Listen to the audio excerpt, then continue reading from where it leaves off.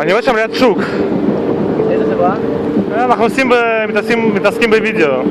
באמת, גם אני עבדתי בזמנו בחברת מחשבים שהייתה מתעסקת בדיגיטל וידאו. באמת? כאילו, אתה יודע, וידאו מושן דיטקטד, כל הדברים האלה, להתלבש על איזה מצלמות אבטחה ולהתחיל להוציא מזה מה שאפשר. אני הייתי עובד בזה על 2006, בחברה שקראו לה מייט. איזה? מייט. זה השם שלה היה. מה, זה עכשיו, אבל מה חוץ מזה אתה עושה? אתה עושה עוד משהו? אני סקיפר. אני סקיפר. סקיפר בינלאומי. שמה זה אומר? אני לוקח סירות להפלגה. או שאני מפליג, בדרך כלל אני לוקח אותם להפלגות כאלה בינלאומיות. לוקח את הסירה, מביא אותה לטורקיה, שם אותה שמה. אוניות גדולות? כאילו יאכטות כאלה? לא, יאכטות עד 40-50 פיט, לא יותר מזה. יפה. יפה. למרות שככל שהיא יותר גדולה, בדרך כלל יש לי את הסטירינג מהצד, אז אין לי בעיה לתמרן איתם. זאת אומרת, התחלת לעשות מה שאתה אוהב סוף סוף. כן. תשמע, הייתי כלכלן, תהיה. אני אתן לי רק את החיים שלך, נראה לי, אני אהיה מה זה מבסוט.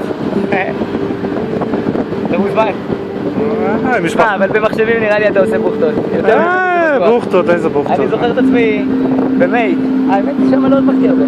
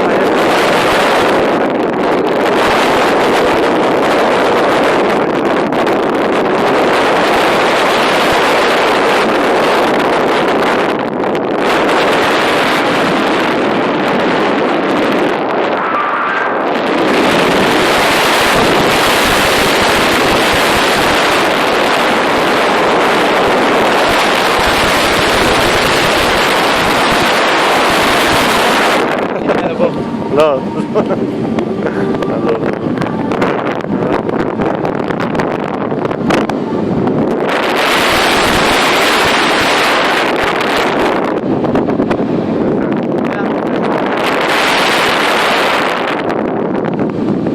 כמה עולה כזה דבר?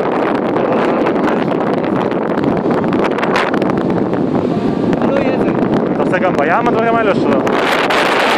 אתה עושה גם בים? יש כאלה עם ה... קייטסרפינג הייתי עושה.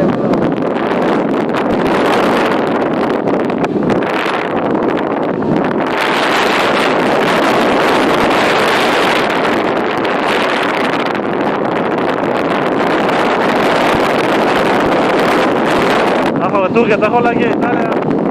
לטורקיה עם הסירה. זה. זה? תעשו את זה